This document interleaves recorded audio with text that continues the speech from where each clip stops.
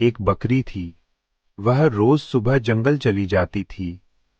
सारा दिन जंगल की पहाड़ियों पर चढ़ती रहती और हरी भरी घास खाती।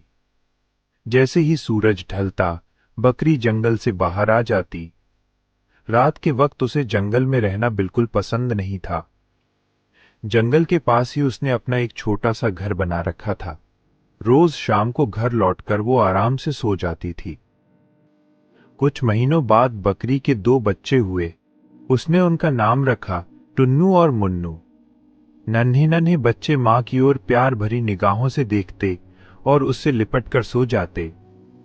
कुछ दिनों तक बकरी जंगल नहीं गई।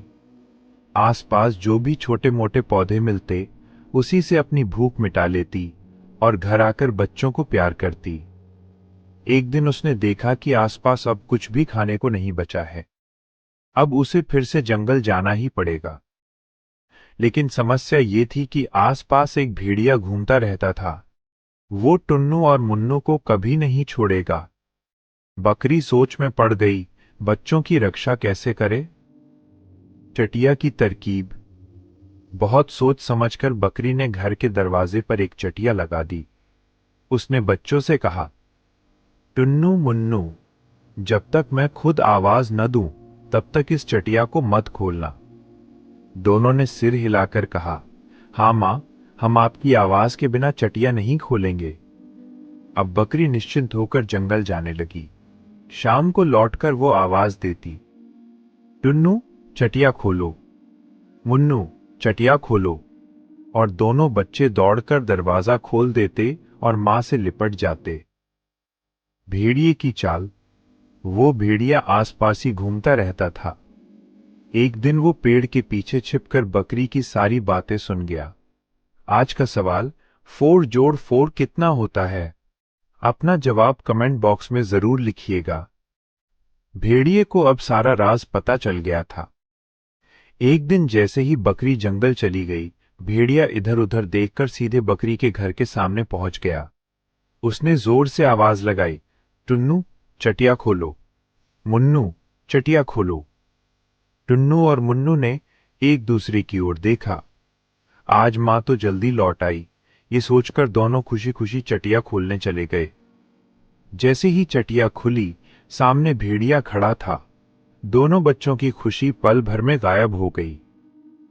वे डर के मारे उछल उछल कर घर के अंदर छिपने लगे, लेकिन भेड़िया कूदकर उनके बीच आ गया और दोनों को पकड़ लिया। टुन्नू और मुन्नू रोते रहे, मामा चिल्लाते रहे, लेकिन भेड़िए ने दोनों को खा लिया। मां का दर्द।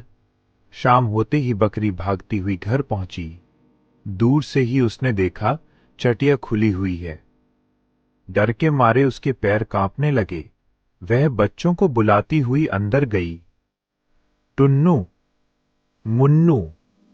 लेकिन न कोई टुन्नू आया, न कोई मुन्नू। बकरी घर के अंदर बैठकर बहुत देर तक रोती रही। फिर उसने जमीन की ओर ध्यान से देखा। ये तो भेड़िए के पैरों के निशान हैं। अब उसे सब समझ आ गया। बदले की तैयारी। बकरी तुरंत बढ़ई के पास गई और बोली, मेरे सींग तेज कर दो। पूरी बात सुनकर बढ़ई ने उसके सींग बहुत तेज कर दिए। फिर वो तेली के पास गई और बोली, मेरे सींगों पर जरा तेल लगा दो। तेली ने सींगों पर तेल लगाकर उन्हें चिकना बना दिया। अब बकरी पूरी तरह तैयार थी। बनाम। वह जंगल की ओर दौड़ पड़ी। पूरे जंगल में भेड़िए को ढूंढने लगी। आखिरकार उसे भेड़िया मिल गया। उसका पेट बहुत फूला हुआ था। बकरी बोली, मेरे बच्चों को लौटा दो। भेड़िया हंसते हुए बोला, मैं उन्हें कब का खा चुका हूं, अब तू भी मेरी होगी। गुस्से में बकरी ने अपने तेज सींग भेड़िए के पेट में जोर से घोंप दिए। भेड़िए का पेट फट गया और टुन्नू और मुन्नू जिंदा बाहर निकल आए। बकरी खुशी खुशी दोनों बच्चों को लेकर घर लौट आई।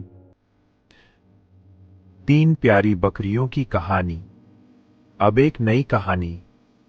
3 प्यारे बच्चे, टीटू, नूरा और जूली, अपनी मां जोधा के साथ जंगल में रहते थे।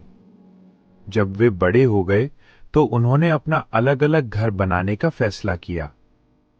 टीटू ने भूसे का घर बनाया, नूरा ने लकड़ी का घर, जूली ने पत्थर और मिट्टी का मजबूत घर। जूली ने कड़ी मेहनत की, बाकी दोनों उसका मजाक उड़ाते रहे। भेड़िए का हमला। एक दिन वही खूंखार भेड़िया आ गया। भूसे का घर उसने फूंक से उड़ा दिया, लकड़ी का घर पंजों से तोड़ दिया। दोनों बच्चे भागकर जूली के घर पहुंचे। जूली का घर बहुत मजबूत था, भेड़िया लाख कोशिशों के बाद भी उसे तोड़ नहीं पाया। आखिरी चाल।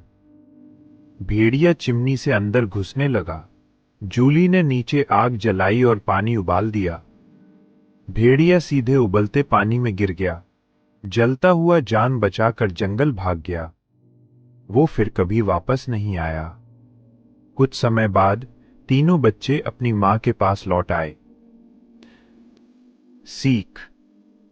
समझदारी और मेहनत ताकत से ज्यादा शक्तिशाली होती है। अगर आपको ये कहानी पसंद आई हो तो वीडियो को लाइक जरूर करें।